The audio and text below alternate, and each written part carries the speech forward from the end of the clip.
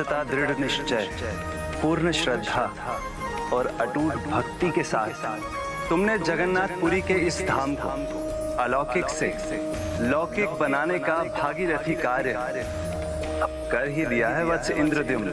प्रभु, मैंने और मेरी अर्धांगिनी ने जो भी किया है उसका श्रेय आपको ही जाता है प्रभु। आपकी ही कृपा है। इच्छा मेरी थी, किंतु श्रम तुमने किया है, इसीलिए मैं तुम्हारी भक्ति, निष्ठा और त्याग से अत्यंत प्रसन्न हूं। तुम दोनों मेरे कृपा पात्र हो। कहो, क्या वरदान चाहते हो? प्रभु, एक एक व्यक्ति जिसने आपके मंदिर के निर्माण में योगदान दिया, मेरे सैनिक, मेरे श्रमिक, उन सब के परिवार पर अपना आशीर्वाद हमेशा बनाए रखना प्रभु। और इस मंदिर के निर्माण की कथा जब कही जाए, आपके सबसे परम भक्त विश्ववसु जी, मेरे अनुज विद्यापति और उसकी अर्धांगिनी ललिता का नाम अवश्य लिया जाए।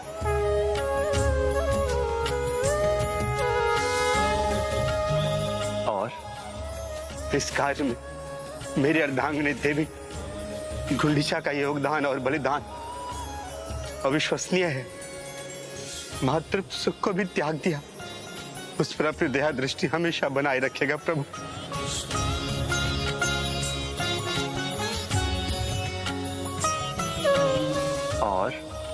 और प्रभु, जो भी यहाँ आपके मंदिर में आके आपका दर्शन करे, उन्हें अपने पापों से मुक्त होकर धर्म पथ पर चलने का अवसर दीजिए।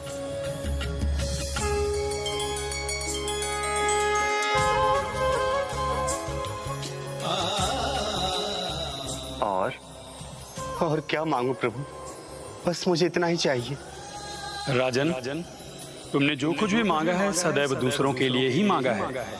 क्या आपको स्वयं के लिए कुछ नहीं चाहिए? हे प्रभु, मेरे प्रभु साक्षात मेरे सामने हैं, और इससे अधिक मुझे क्या चाहिए?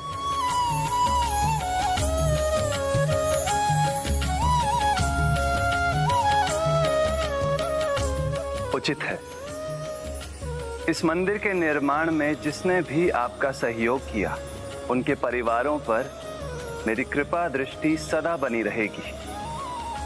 विश्ववसु, ललिता और विद्यापति के प्रयासों को कभी नहीं भुलाया जाएगा, और आज के बाद से उनके वंशज ही इस मंदिर के मुख्य पुजारी रहेंगे।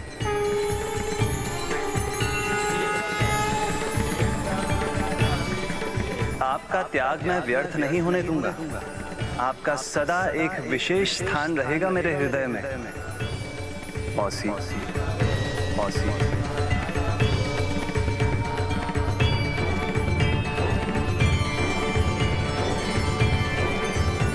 मौसी।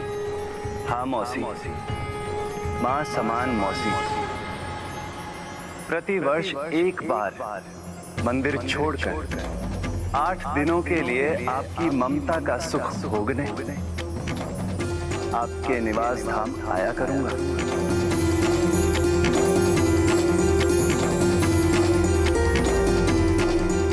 आषाढ़ शुक्ल द्वितीया को प्रतिवर्ष इस मंदिर में भैया बलभद्र और बहन सुभद्रा के साथ मेरी रथ यात्रा निकलेगी। मेरे रथ को नंदी घोष, बहन सुभद्रा के रथ को दर्पदलन और भैया बलभद्र के रथ को दलध्वज कहा जाएगा।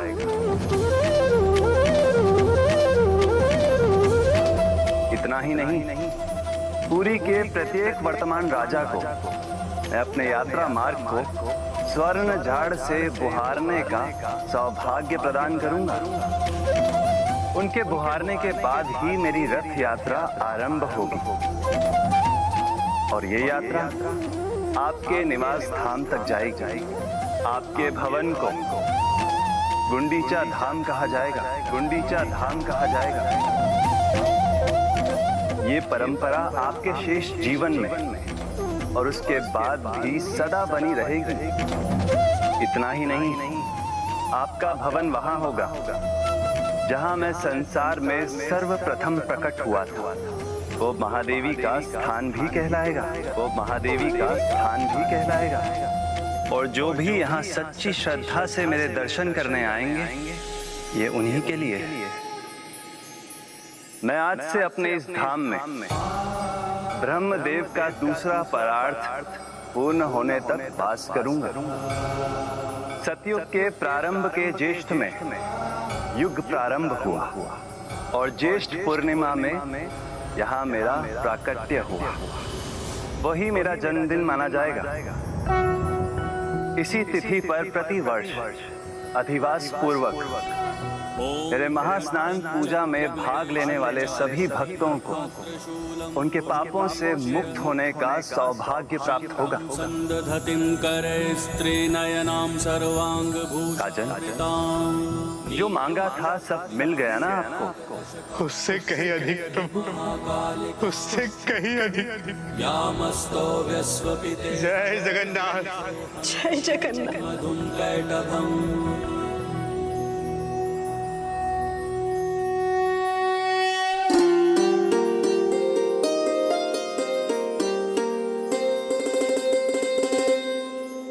अद्भुत। प्रभु जगन्नाथ जी ने तो महाराज इंद्रद्युम्न और देवी गुंडीचा की झोली भर दी। यही तो भक्ति की महिमा है। महाराज इंद्रद्युम्न ने जो भी मांगा वो निस्वार्थ भाव से केवल दूसरों के लिए ही मांगा। प्रभु प्रसन्न हुए और उन्हें उनकी इच्छा से अधिक दे दिया। प्रभु प्रतिवर्ष देवी गुंडीचा के धाम जाते रहे, जहां महाराज और महारानी प्रभु का ध्यान तब तक रखते रहे जब तक मोक्ष पाकर वो लोग प्रभु के साथ निवास के लिए नहीं चले गए। इसीलिए गुंडीचा धाम की रथ यात्रा की प्रथा आज तक चली आ रही है। इतना कुछ जानते हो तुम प्रभु जगन्नाथ जी के बारे में, तो उनकी महिमा का कुछ और बखान करो ना।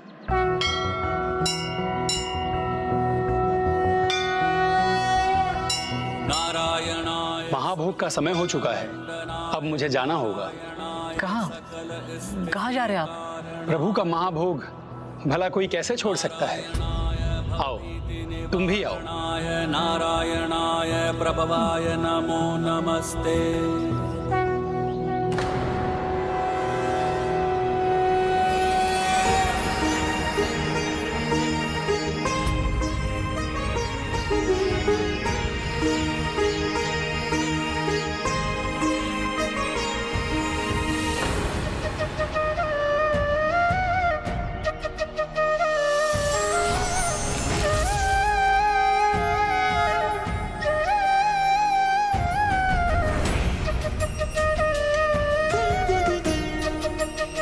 भक्त माधव दास को जितना मैंने बताया है वो पर्याप्त है। अब उसे अवश्य ही विश्वास हो जाएगा कि प्रभु जगन्नाथ ही उसके भगवान हैं। अब देखना महाभोग के लिए कैसे खींचा चला आता है तुम्हारा ये भक्त माधव दास।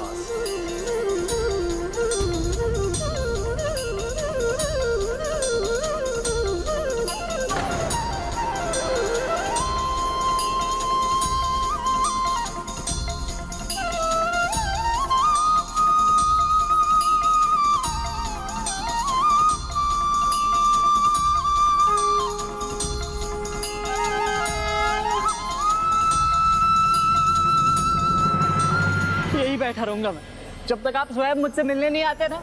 भूखा प्यासा यही बैठा रहूंगा।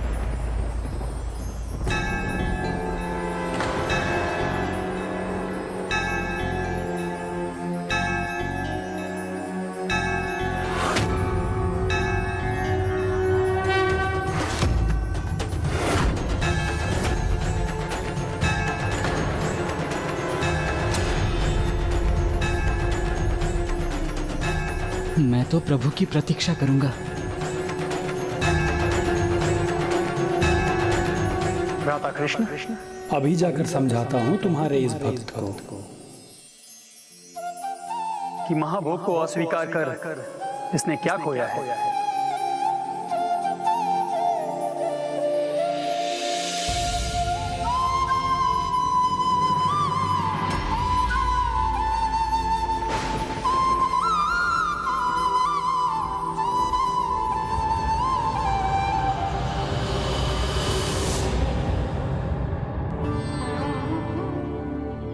माधव दास को तो ये ज्ञात ही नहीं था कि जिस भोग को वो ठुकरा रहा था वो ऋषियों मुनियों देवर्षि नारद के लिए तो क्या, स्वयं देवाधिदेव महादेव के लिए भी पाना दुर्गम था। ऐसा था इस महाभोग का महत्व। प्रभु जगन्नाथ जी के मंदिर में पूजा, आरती, भोग सब कुछ नियत समय से होता है। तो नियत समय पर सूपकार पुजारी माता विमला के मंदिर में श्रद्धा पूर्ण चित्त से भोग लेकर गए। उसके पश्चात बड़े ही प्रेम और भक्ति भाव से प्रभु जगन्नाथ जी, बलभद्र जी और देवी सुभद्रा जी के समक्ष भी उसे प्रस्तुत किया। माता विमला देवी की जय! माता विमला देवी की जय! उसके उपरांत सेवायत पुजारी, जिन पर प्रभु को भोग चढ़ाने का उत्तरदायित्व था, वो आरती थाल के साथ प्रभु की आरती के लिए आगे बढ़े।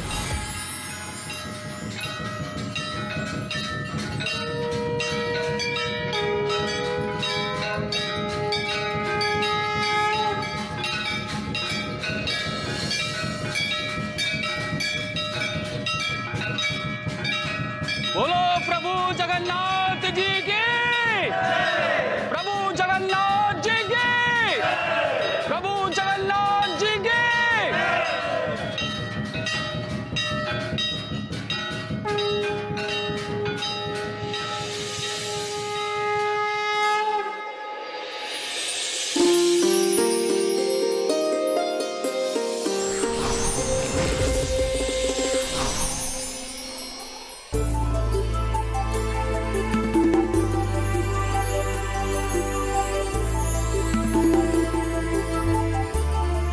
भ्राता कृष्ण, तुम्हारी बनाई प्रथा के अनुसार तुम्हारा ये भोग माता विमला देवी को प्रस्तुत होने के बाद महाभोग बन चुका है।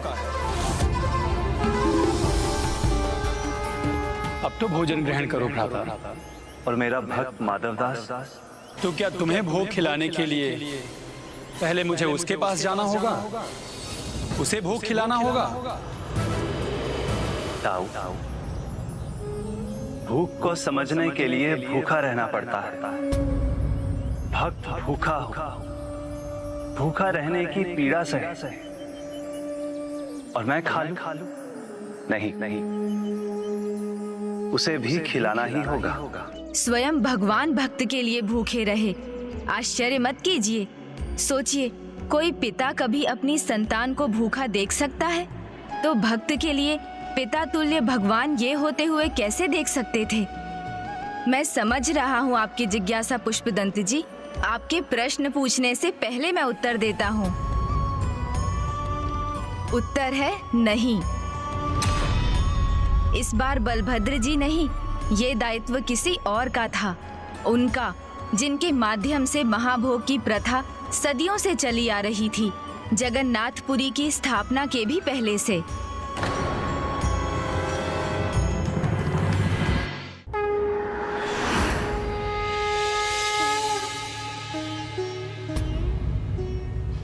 स्वामी, व्रत उपवास का महत्व तो हम सबको पता है। भक्त अपने आराध्य को प्रसन्न करने के लिए व्रत उपवास रखकर अपनी श्रद्धा को हम तक पहुंचाते हैं, किंतु आज की स्थिति उससे विपरीत है। आज भगवान ने व्रत उपवास अपने भक्त के लिए रखा है।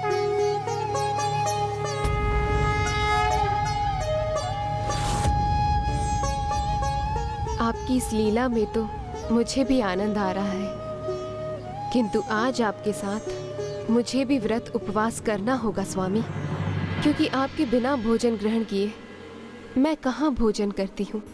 और तुम्हारे बिना हम दोनों भी भोजन ग्रहण नहीं कर सकते। माधवदास की जिज्ञासा की भूख शांत करते करते मेरे पेट की भूख अशांत होकर कोलाहल मचा रही है। अनुज, मैं जानता हूं दाऊ, आप भोजन के बिना नहीं रह सकते, किंतु देखिए ना, मेरे बिना आपका हृदय भी आपको कुछ खाने की अनुमति नहीं दे रहा। तो तनिक विचार कीजिए, भक्त के खाए बिना मैं भी कुछ ग्रहण कैसे कर सकता हूं?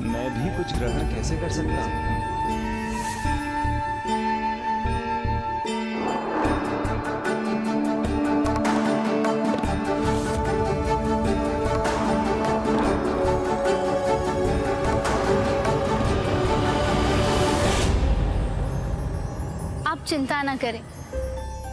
मैं जाऊंगी उसे महाभोग खिलाने। बलराम भैया तो पहले ही प्रयास कर चुके हैं, अब मुझे जाना चाहिए। बहन के हाथ से वो कभी भोजन अस्वीकार नहीं करेंगे। जब मार्ग एक हो, कार्य एक हो, आशय भी एक हो, तो हमें उसे साथ मिलकर करना चाहिए। हमें उसे साथ मिलकर भोजन कराना चाहिए।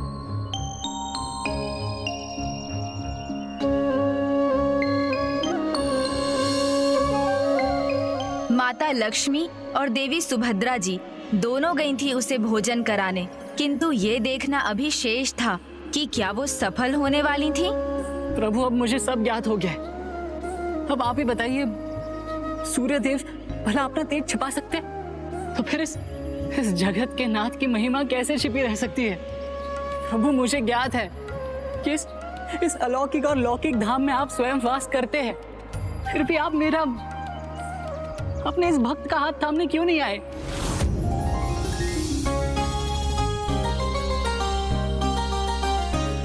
सब आपका महाभोग लेकर जा रहे हैं और मैं आपकी प्रतीक्षा में भूखा प्यासा बैठा हूँ। भूखे प्यासे क्यों भैया, ऐसे क्यों बैठे हो? मध्य सुधाब्धि मणिमंडप रत्न वेद्यां सिंहासनोपरि गतां परिपीत वर्णां पीतांबराभरण माल्य विभूति शतांगी देवी स्मरा। ये प्रभु जगन्नाथ का धाम है, यहाँ कोई भूखा नहीं रहता। देखो कितना स्वादिष्ट महाभोग बट रहा है। तो प्रभु के प्रसाद से आपने अपने आप को वंचित क्यों किया है भैया? आपने अपने आप को वंचित क्यों किया है भैया?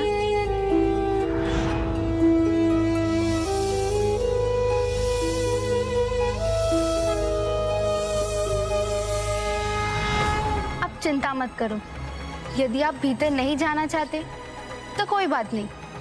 एक बहन अपने भाई को कष्ट में कैसे देख सकती है, मैं ही परोस देती हूँ। बहन समझकर मेरा परोसा हुआ भोजन खा लो। नहीं नहीं, मैं इसे नहीं खा सकता। क्यों भैया, ये तो महाभोग है ना। मुझे ज्ञात है कि ये महाभोग है और मैं भी इसे खाने के लिए उतना ही व्याकुल हूँ। जब तक वो आकर मेरा हाथ नहीं थाम लेते तब तक मैं कुछ नहीं खा सकता। देखो भैया, प्रभु की इच्छा के बिना एक पत्ता भी नहीं हिलता। यदि मैं आपके समीप आई हूँ तो उनकी ही इच्छा होगी, और वैसे भी वो मेरे भ्राता। मेरा अर्थ है भगवान अपने भक्तों को परिजनों समान प्रेम करते हैं, मेरा इतना ध्यान रखते हैं जैसे मेरे अग्रज हो। तो मैं भी उन्हें अपने बड़े भाई समान मानती हूँ, और आप भी मुझे अपनी बहन समझकर अपना हट त्याग दो और ये भोजन कर लो। नहीं बहन, हट नहीं कर रहा हूँ। तुम इतने स्नेह से दे रही हो, किंतु मुझे क्षमा करना, मैं इसे नहीं खा सकता। मैंने निर्णय जो लिया है। महाभोग को मना नहीं करते।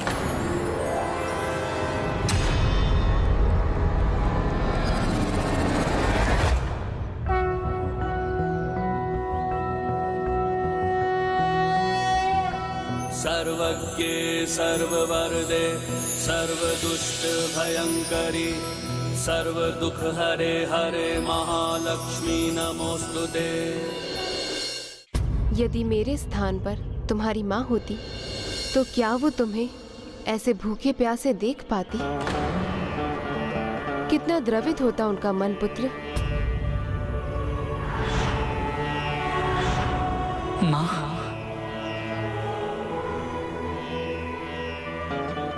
अब माँ पुकारा है तो माँ के शब्दों का मान भी रखो। लो, महाभोग खा लो। आपको देखकर तो ऐसा लग रहा है जैसे स्वयं मेरी माँ ही मेरे सामने हो, किंतु क्षमा करना माँ, मैं ये महाभोग नहीं ग्रहण कर सकता। विवश हूं मैं। कहते हो माँ के समान हूँ मैं, और माँ का कहा मान भी नहीं रहे हो।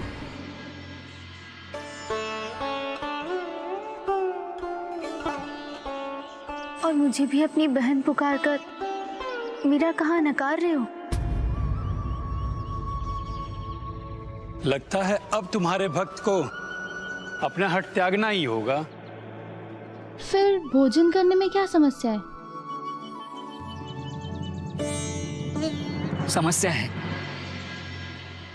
समस्या ये है कि मैं अब कभी ऐसी अवस्था में नहीं आना चाहता जहां जिसने भी मेरा हाथ थामा वो सब मुझे छोड़कर चले गए।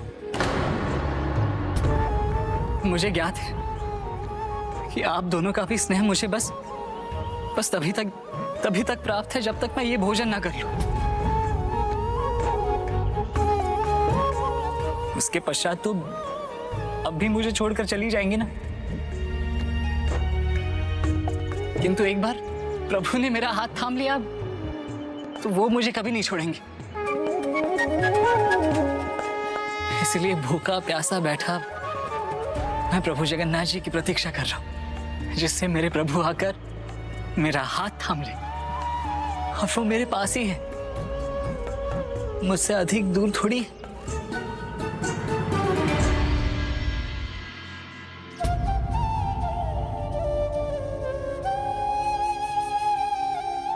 इन्हें क्या हुआ? समझाने के स्थान पर लगता है स्वयं समझ रहे हैं ये। सहानुभूति की भावना में भावुक होकर कहीं दोनों बह न जाएं। मेरा अर्थ है लौट ना आए। ये मेरा हठ नहीं, मेरा निर्णय। अब जब तक वो मेरा हाथ नहीं थामेंगे मैं भोजन नहीं करूंगा। संभव है पुत्र, प्रभु श्री जगन्नाथ जी कदाचित इसी प्रकार तुम्हारा हाथ थामना चाहते हो। हाँ, और मैंने पहले भी कहा था, प्रभु की इच्छा से ही सब होता है। यदि हम आपके सामने आए हैं तो उनकी ही इच्छा होगी। वैसे भी ये महाभोग है, बड़े भाग्य से मिलता है। हाँ, इसे चखने के लिए तो स्वयं ब्रह्मदेव, महादेव और देवर्षि नारद भी प्रतीक्षा कर रहे थे। किंतु जो महाभोग इतनी सरलता से बट रहा है, उसे पाना इतना कठिन कैसे हो सकता था?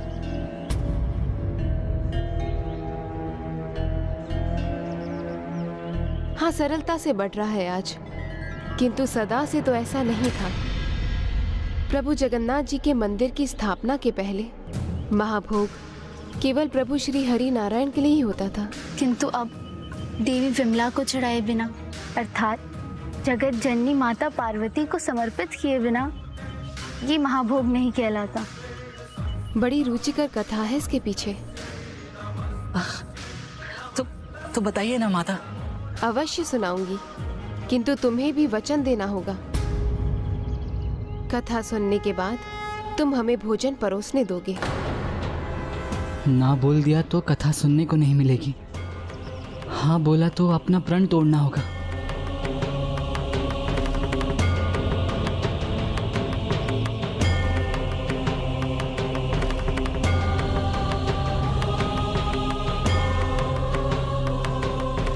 कहो पुत्र, महाभोग परोसने दोगे न हमें?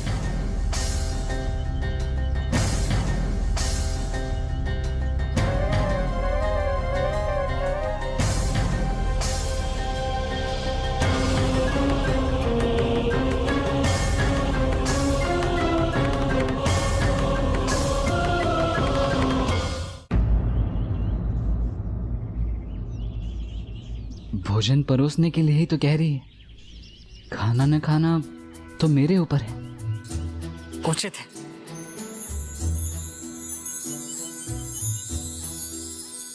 मैं आपको महाभोग परोसने से मना नहीं करूंगा, किंतु अब तो बताइए ना, देवर्षि नारद जी ने ऐसा क्या किया था जिसके कारण माता विमला को भोग चढ़ाने पर ही वो महाभोग बनता है? सर्वथा अद्भुत।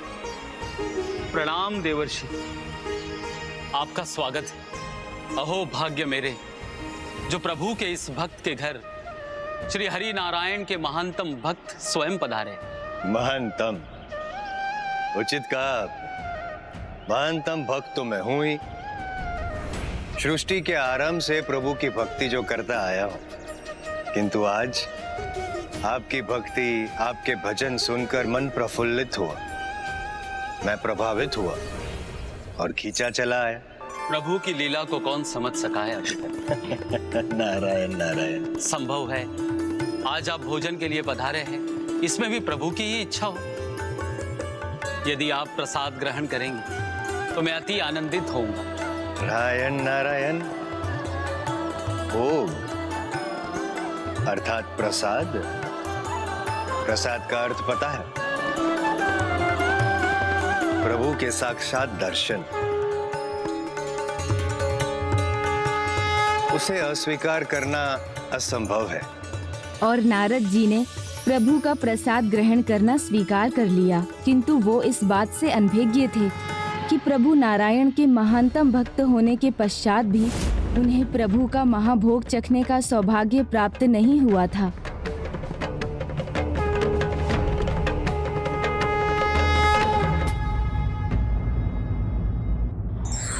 यदि भक्ति में समर्पण हो तो भगवान भी भक्त को महत्व देते हैं और ध्यान रखते हैं। For more updates, subscribe to our channel, click the show links and enjoy watching the videos.